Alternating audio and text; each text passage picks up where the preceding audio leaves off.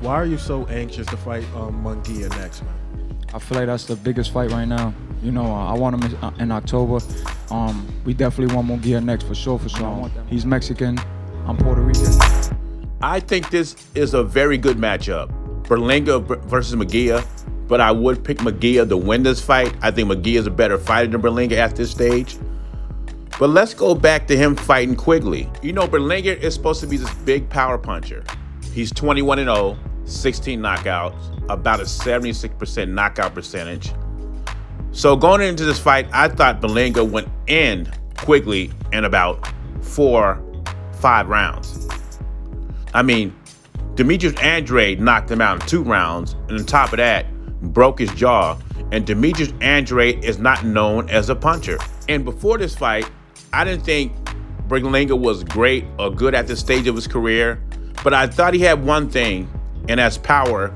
And it seemed like even his power is overrated, because even though he was able to hurt and put Quigley down a couple of times, Quigley kept getting up. And like I said, Andrade is not known as a puncher, and he put down Quigley in 2 rounds.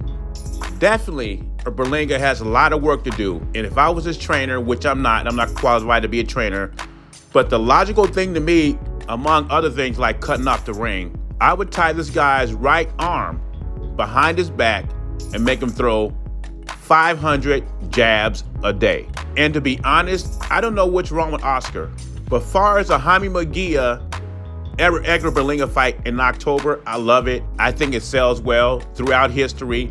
Mexico versus Puerto Rico always sells well.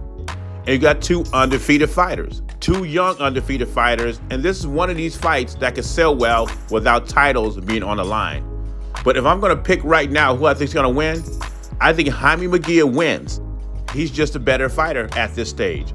And I think it's the most logical fight to make because the PBC got all the quality 168-pounders. Unless you're going to put John Ryder in the mix, Edgar Berlanga could fight John Ryder too. But it wouldn't be as sexy as Berlanga versus Munguia.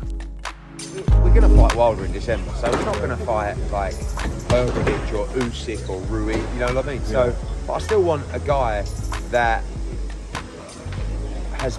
we can showcase what we've been working on with Derek James and can prepare him for the Wilder fight, because confidence-wise, training-wise, it's going to put him in a great position for the December fight if he fights in August. Eddie Hearn just confirmed that Wilder and Joshua will do battle in December, but before that, he wants Joshua to get in with a top 15 heavyweight.